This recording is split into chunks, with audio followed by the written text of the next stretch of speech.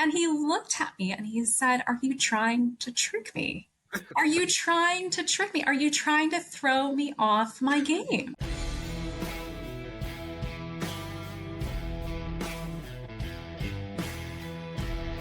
This is Unlawful.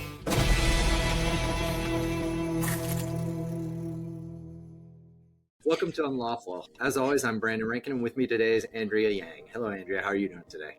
I'm great. How are you?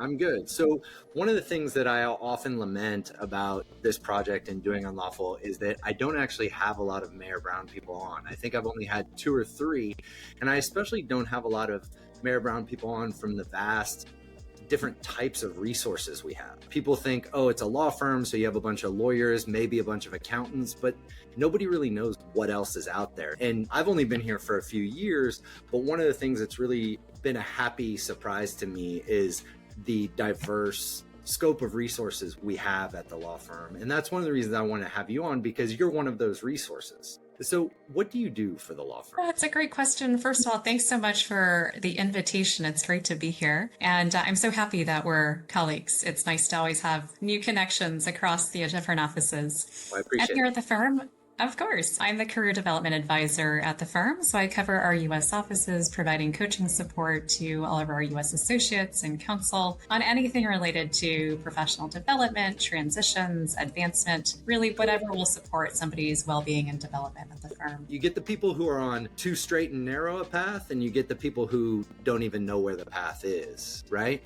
I take it you're responsible for bridging that gap. Maybe getting the people who are on the straight path a little, I like to call it meander a little bit, and maybe helping the people who don't see the path to find it. Wow, that's exactly right. I always tell people I work with, I will meet you wherever you're at. And so if you're on the one end of the spectrum where it's, I have no idea where I'm going, where's the bathroom, I will literally show you the bathroom, right? And so helping people figure out, well, what is truly your way that actually resonates with who you are, not because it's something that somebody else told you to do or you think it's the way it's supposed to be done, really helping people tap into their actual inner voice and their inner compass so that ultimately whatever they do, it's actually aligned with who they are, what they're good at, and what they care about. Big law is not known for allowing that kind of freedom, right? We're not taught by the internet or social media that lawyers at big law firms have the ability to, we've been talking about past, to choose their own path. And it sounds like what you're saying is maybe that's a false generalization. Well, I think that's right. The landscape with big law firms is varied, and certainly at the prior firms I've been at, there was not necessarily a role like mine. But Mayor Brown was actually the very first firm in the US who had an internal coaching role like 20 years ago, which really was at the very beginning of this, coaching industry's beginning, especially with that intersection with law. So I feel really fortunate to be part of this long lineage and tradition of having internal coaching support. I think about my own path. I was 7 years into practice as a litigator when I finally hit that wall of, I didn't I realize don't. that. I didn't know that. I didn't even know you were a lawyer. So that's Yeah, so I think in a way, because I have walked that path, and obviously everybody has their own experience of that path, it took me 7 years to actually get honest with myself, to come clean with myself and realize actually being a litigator is not how I'm wired as a person. It's actually not fun at all for me.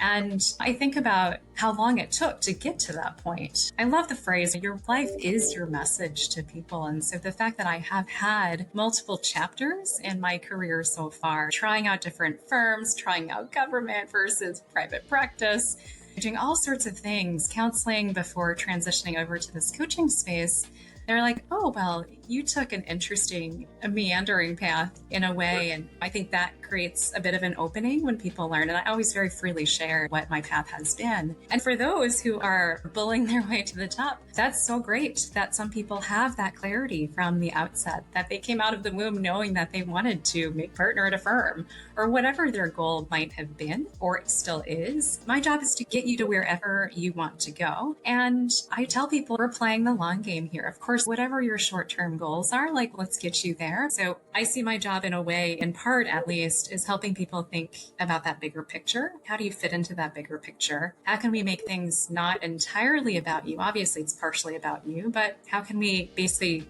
enlarge the camera scope, so to speak? So when did you do that? What's your online? Yeah, there are lots I could think of. I just thought back to this one deposition I took up in just north of Seattle. And there was outside counsel who basically he had flown up from San Francisco and he had never been to the Pacific Northwest before. And afterwards, I had asked him, what are your plans for after the deposition? We have all this time. We still have stuff to, get through tomorrow, but we have time now. And he said, oh, I have no plans. So I told him there's a great tulip festival. It's the Skagit Valley Tulip Festival every spring, April or May-ish. It comes into full bloom and it's just acres on acres of colorful tulips, purple, pink, white, yellow, red, literally every color you could imagine. It's stunning. And so I told him, well, you should really think about stopping by. It's on your way back to Seattle. It's literally just a stop away. And he looked at me and he said, are you trying to trick me?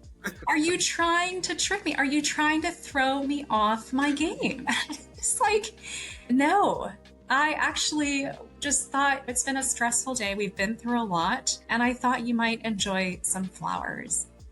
Because I'm the type of person who wants to share a flower field with people. It's funny because that's a completely bizarre reaction. Like I've never had that experience. I've also never recommended a tulip farm. I've recommended restaurants or various events. I also think too about when I was at my prior job before coming to Mayor Brown, I was in a counseling role at a law school, and it was a transition period in my life where I didn't have that lawyer identity anymore. And I didn't realize how much I had actually clung to that identity to feel good about myself. It was sort of like this easy external validator. And fortunately, where I worked, it was really close to Zuma Beach out in LA.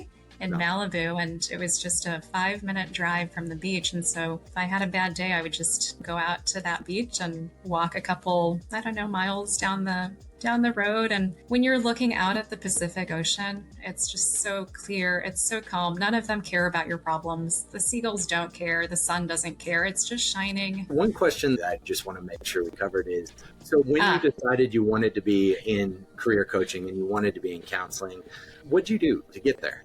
I love that you were the ever thorough litigator covering all of your topics. Thank you for bringing that back. Yeah. So I went to coach certification school, coach training school, basically. It was through the Institute for Professional Excellence in Coaching. It was about a 10-month process, and I did that my second year in my counseling role. I went through coach certification.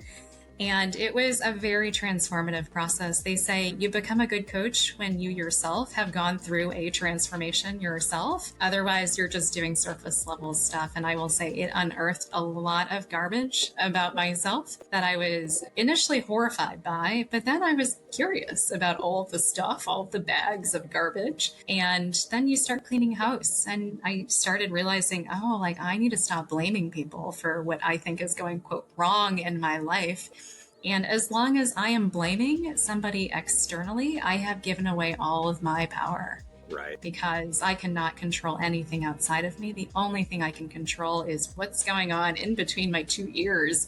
Yeah, it's one of my favorite Stoic principles is that the world doesn't do anything to you, you react to it. And ultimately, I think that's what's at the heart of every unlawful moment. Right? The moment wasn't you commenting to the guy about the tulips, and it also wasn't him responding, are you trying to trick me? The moment was you realizing, holy crap, the fact that's even within the realm of possibilities is a huge indicator to me that this isn't where I want to be. I don't want that reaction to be a part of stopping to smell the roses, for lack of a better word, especially literally the tulip. Like I said, that's at the heart of what I'm trying to explore with this whole conversation. You brought us full circle. I really appreciate you taking the time to talk to me. And I really appreciate you taking the time, and thank you for birthing this project and bringing on such optimism into a container that can sometimes be sorely in need of it. I'm glad that you see it that way, and that's unlawful.